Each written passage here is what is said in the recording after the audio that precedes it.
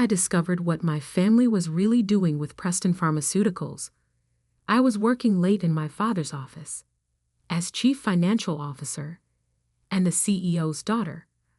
I had access to everything, or so they thought. "Julia, honey, you work too hard," Dad always said, patting my shoulder with paternal pride. "Just like your old man." What he really meant was, stay busy with the obvious tasks. Don't look too closely at the hidden ones. Don't question why certain numbers didn't add up, or why some files were marked executive access only. But that night, exhausted and frustrated after another board meeting where my concerns had been dismissed, I decided to look closer. The irregularities had been bothering me for months. Clinical trial results that seemed too good to be true. Research budgets that fluctuated wildly. And most concerning, a pattern of small pharmaceutical companies being acquired and then mysteriously shutting down their most promising drug trials. "You're being paranoid," my brother Michael had said that morning, barely looking up from his phone. As chief operating officer, he should have been more concerned. "The numbers are fine. Focus on the quarterly reports." But the numbers weren't fine. And after everyone had left for the day, I finally found proof. Hidden in an encrypted folder marked Project Phoenix were the real clinical trial results.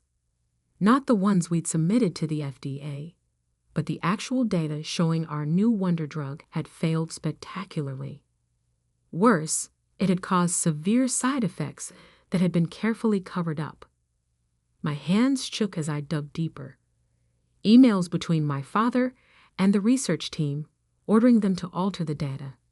Financial records showing millions in hush money paid to silence whistleblowers. And most damning of all, proof that we'd been deliberately acquiring and shutting down competing drugs that might have actually helped people. Preston Pharmaceuticals, my family's legacy for 3 generations, wasn't just committing fraud.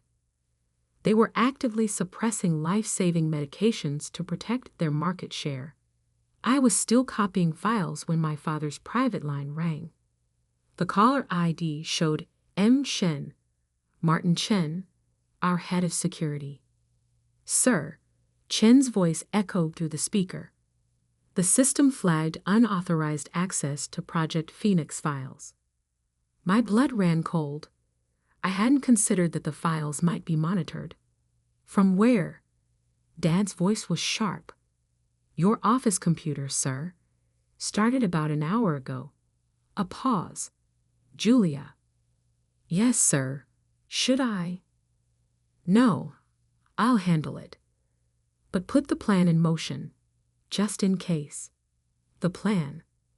Something in his tone made me move faster, copying everything I could find onto an encrypted drive. I had just pulled the drive free when the office door opened. Dad stood there, still in his dinner jacket from the charity gala he'd attended. His face was calm, but his eyes were steel. "Working late, sweetheart?" "Just catching up on some reports," I said, slipping the drive into my pocket. He stepped into the office, closing the door behind him. Funny thing about reports, they usually don't require accessing classified research files. "Dad, how much did you see?" I met his gaze steadily. "Enough." He nodded slowly, as if I'd confirmed something. "I was afraid of this. You always were too smart for your own good." "The trials failed," I said. "People died, and you covered it all up. We did what was necessary." "Necessary?" My voice rose. "You buried evidence that could have saved lives. You're still marketing that drug as safe. Keep your voice down." He moved to his desk, pressed a button on his phone. "Martin, proceed." The office door opened again. Martin Chen entered, followed by 2 men I'd never seen before. "What's going on?" I asked, though I already knew. "You're having a breakdown," Dad said softly.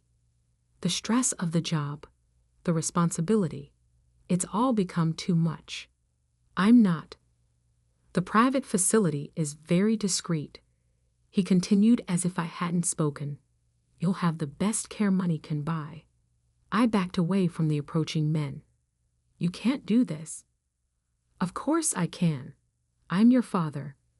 His smile was gentle, reasonable. I'm protecting you, just like always. By committing fraud, by hurting people, by building something that will last. His voice hardened. Something you're now threatening to destroy. I lunged for the door, but Chen was faster. His grip on my arm was professional, impersonal. Your choice, Dad said. Go quietly to the facility, rest, recover. $2 million in a private account when you're better. Or, the threat hung in the air. I thought of the whistleblowers who'd been silenced. How many of them had simply disappeared? How long? Until you're well again. He meant, until they were sure I wouldn't talk. I let my shoulders slump, projecting defeat. Can I at least pack a bag? Already taken care of. Chen gestured to the door where a small suitcase waited. They planned this. Probably had it ready for weeks, just in case. Julia. Dad's voice softened. This is for the best. The company, our family's legacy. It's bigger than any one person. I looked at him, really looked at the man who taught me right from wrong, who'd encouraged me to always tell the truth. Now he was burying the truth along with his daughter's freedom. You'll see, he said. In time, you'll understand. I let Chen lead me out, past the family photos on the wall. Mom, gone 10 years now. Smiling from behind her desk as chairman of the board. Michael and me at graduation, both heading for our predetermined roles in the family business. Generations of Prestons building their pharmaceutical empire. All of it built on lies. The drive felt heavy in my pocket as we took the private elevator to the garage. They hadn't searched me. Why would they? I was just their broken little girl, having a mental health crisis. Chen's men escorted me to a waiting car with tinted windows. As we pulled away from Preston Pharmaceuticals' gleaming headquarters, I caught my father watching from his office window. He raised his hand in what looked like a wave goodbye. He had no idea it was really goodbye. The facility is very comfortable, Chen said from the front seat. Private room, garden access, all the amenities. I said nothing, letting them think I was sedated by whatever they'd slipped into my water back in Dad's office. Amateur move, really. I'd seen it coming and only pretended to drink. 3 hours later, they delivered me to Aurora Grove Wellness Center, a beautiful estate nestled in the Berkshire Mountains. The kind of place rich families sent their problems to disappear. Welcome, Miss Preston, the intake nurse said warmly. We'll take good care of you. I'm sure you will, I thought.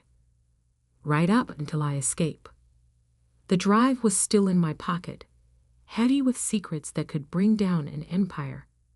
My father thought he was buying my silence with $2 million and a padded cell. What he'd really done was give me everything I needed to destroy him. I smiled at the nurse, playing my role. Thank you. I'm so tired. Of course you are, dear. Let's get you settled. As she led me inside, I was already planning. They thought I was having a breakdown. Really? I was just getting started. Aurora Grove Wellness Center was a prison disguised as paradise. The gardens were beautiful, the staff unfailingly polite, and every window was fitted with unbreakable glass. Your father calls daily to check on your progress, Dr. Wells told me during our morning session. He's very concerned about your delusions.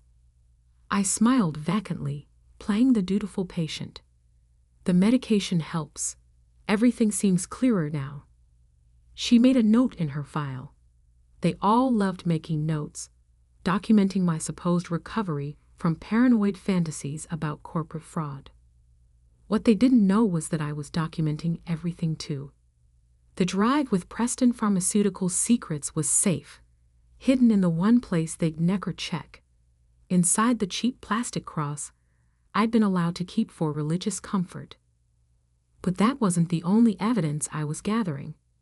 Every day, I added to my mental inventory of Aurora Grove, staff rotations, security protocols, delivery schedules. I made friends with other patients, particularly those who had their own reasons to want out. Like Sophia, a hedge fund manager's wife who'd threatened to expose his Ponzi scheme. They all said I was crazy too, she whispered during art therapy. Turns out being right looks a lot like being insane. Or Marcus, a former tech executive whose depression coincided with discovering his company's data mining operations. He taught me to hack the facility's supposedly secure Wi-Fi during our shared recreation time. The best prison, he explained, is one where the inmates think they deserve to be there. I also had an unexpected ally on the outside. Sarah Zhang, a junior researcher who'd worked on the failed drug trials. She'd reached out through a carefully encrypted email sent during one of my sanctioned internet sessions. I saved copies too, she wrote. And I know where the bodies are buried. Literally, in one case. Let me help. Slowly, methodically, I built my network and planned my escape. The facility's security was good, but it was designed to keep unstable patients in, not to stop a clear-headed woman with resources and determination. 3 months into my treatment, I made my move. It started with a fire alarm at 3 a.m. Not a real fire, just a clever bit of programming Marcus had planted in the system. As staff rushed to follow evacuation protocols, I slipped out through the kitchen delivery entrance. Using an ID card I'd carefully cloned during my volunteer work in the administrative office. A car was waiting, driven by Sarah, who'd taken a considerable risk coming in person. Your father's security team checks on me weekly, she said as we sped away. They have no idea I'm the one who first tipped you off about the trials. I changed clothes in the back seat, transforming from patient to professional. Where are we going? Somewhere they'll never look for you. That somewhere turned out to be a small tech startup in Seattle, run by Marcus's former protégé. They needed a CFO who understood both finance and ethics. I needed a base of operations and legitimate income that couldn't be traced to Julia Preston. Emma Walsh was hired the next day, her impeccable references and background all carefully constructed by Marcus's network of disillusioned tech experts. Your father's going crazy trying to find you, Sarah reported during one of our secure video calls. He's hired private investigators, put pressure on local police. He really thinks you've had some kind of breakdown and wandered off. What about Michael? Your brother's been named interim CFO. She hesitated. He's pushing forward with new trials. More aggressive ones. My hands clenched. More cover-ups? Worse, they're testing on vulnerable populations. People who won't be missed if something goes wrong. I had to move carefully. Simply exposing the evidence wasn't enough. Preston Pharmaceuticals had too many friends in high places, too many ways to bury the truth. I needed to build an airtight case that not even their army of lawyers could dismantle. For 2 years, I lived as Emma Walsh, earning trust and respect in Seattle's tech community while quietly gathering more evidence. Sarah kept me updated on Preston Pharmaceuticals' activities, documenting every violation, every cover-up. Marcus, who'd engineered his own recovery and release, helped me establish secure communication channels with other whistleblowers. Former employees, research subjects, family members of victims, all with pieces of the puzzle. Sophia, now free and divorced, used her financial expertise to trace the money trails. Shell companies, offshore accounts, slush funds for bribes. It was all documented and verified. "They're getting sloppy," she reported. "Your brother doesn't have your head for numbers. He's leaving traces everywhere." The final piece came from an unexpected source, my mother's old assistant, now retired.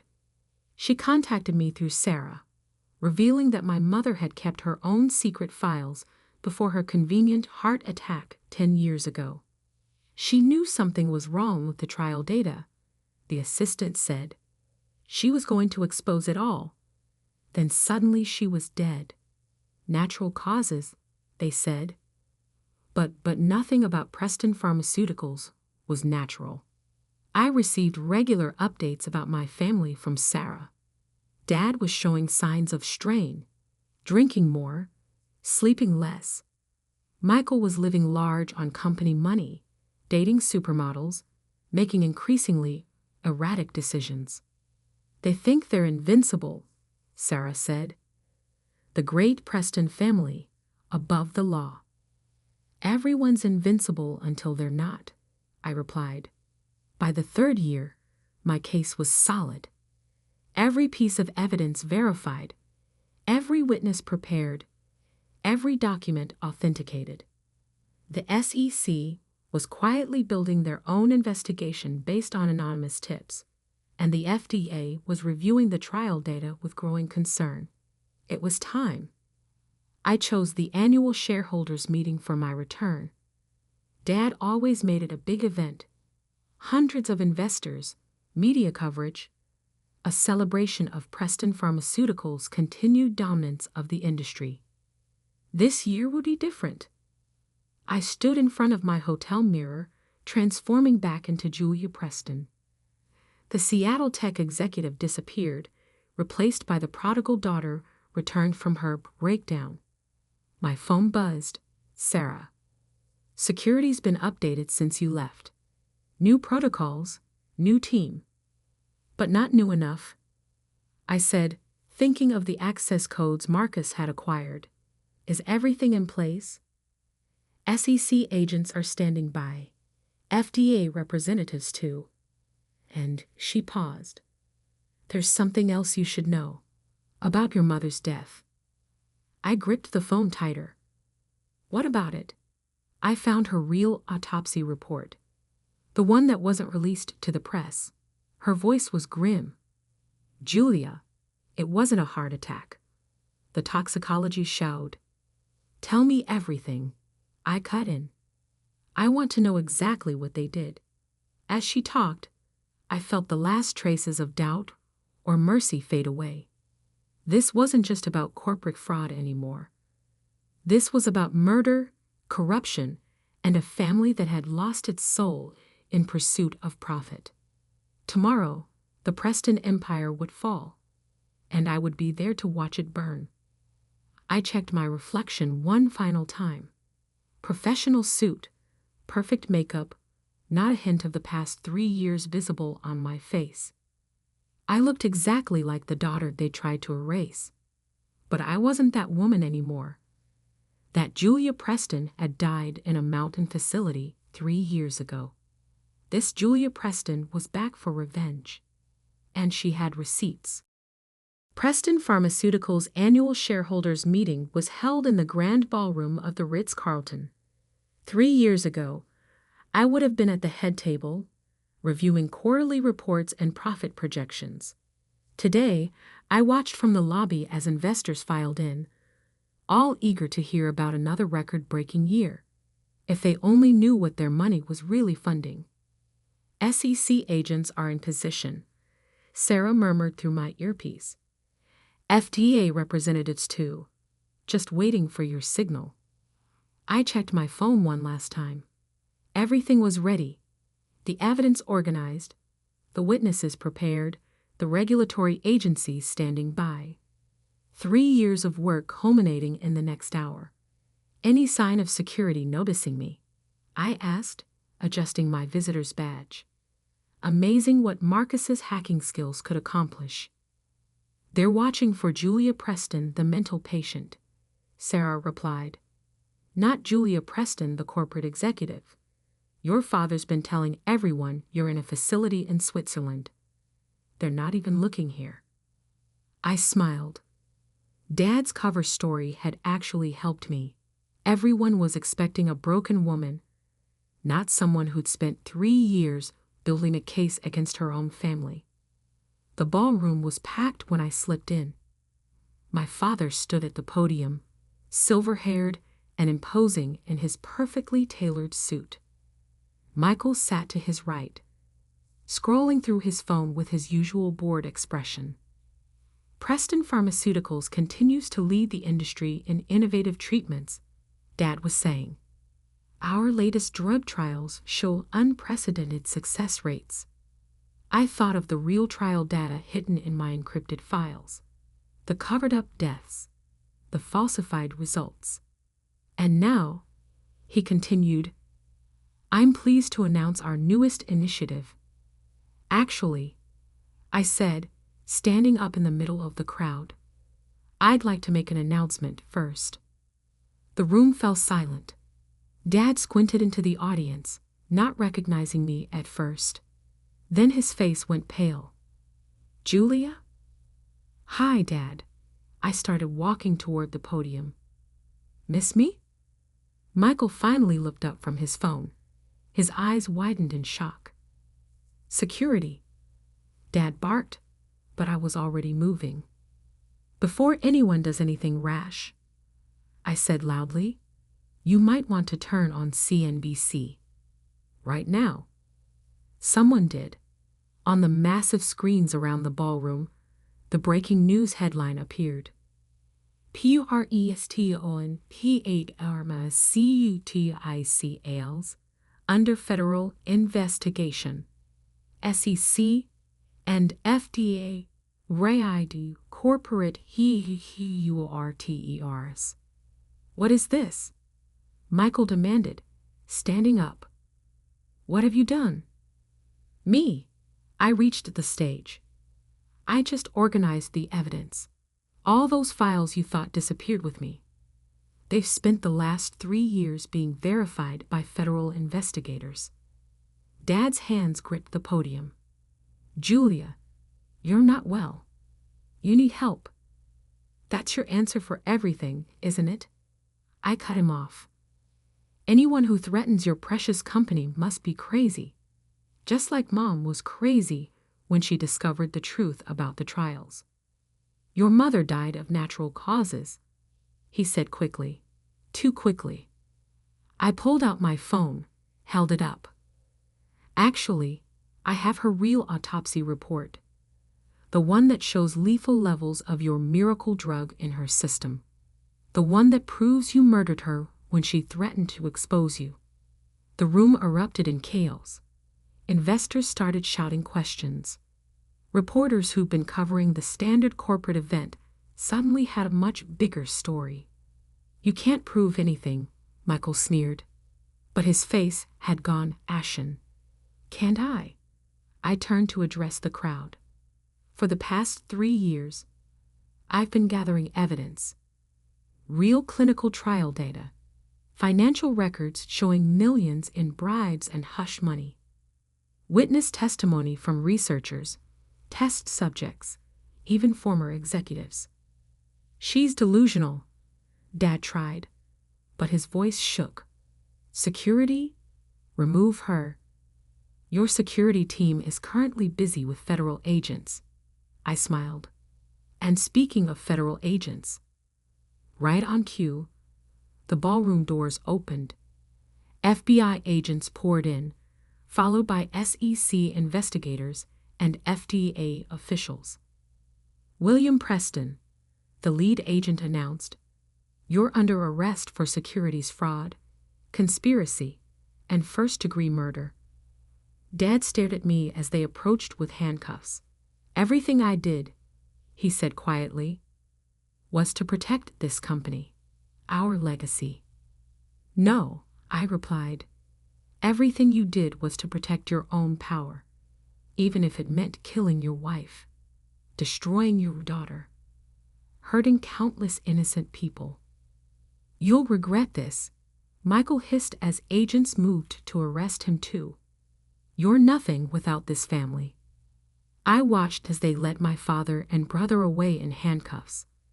The great Preston men, finally facing consequences. Sarah appeared at my side.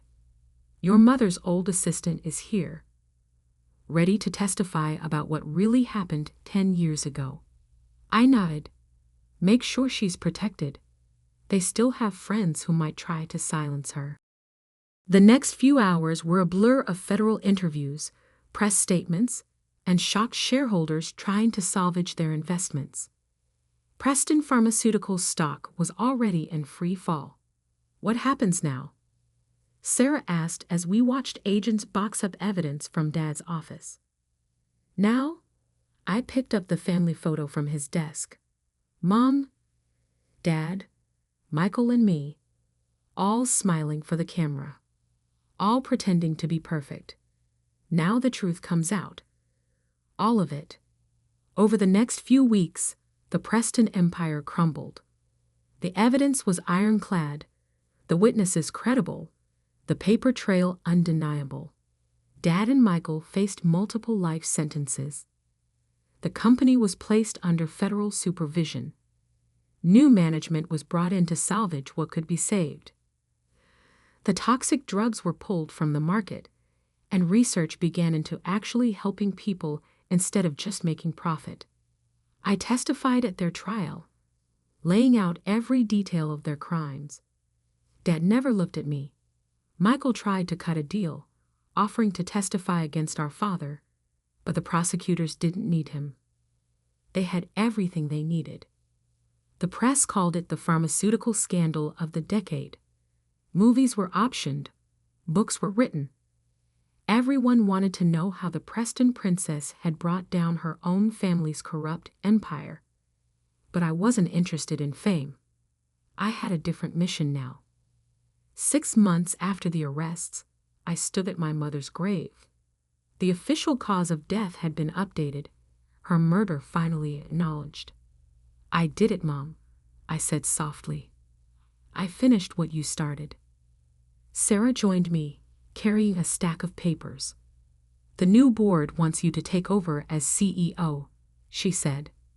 Help rebuild the company the right way. I considered it. The chance to transform Preston Pharmaceuticals into what it should have been all along, a company that actually helped people. On one condition, I said. We rename it after Mom. Sarah smiled. Catherine Pharmaceuticals does have a nice ring to it. I placed flowers on the grave, thinking about legacy and truth, and the real meaning of family. Dad and Michael would spend the rest of their lives in prison, paying for their crimes. The corrupt empire they'd built had fallen, but something new could rise from the ashes. Something honest. Ready to get to work? Sarah asked. I took one last look at the grave, then turned toward the future. Always. 1 year later, I sat in the CEO's office, my office, reviewing the latest trial results. Real results this time, showing promise for treating previously incurable conditions. A news alert popped up on my computer. William Preston found dead in prison cell, apparent suicide. I closed the alert without reading it. The past was done. I had a company to run, people to help, wrongs to right. My phone buzzed. A text from Marcus. Your father left a letter for you. Burn it, I replied. Some chapters needed to stay closed. Catherine Pharmaceuticals was thriving. Its stock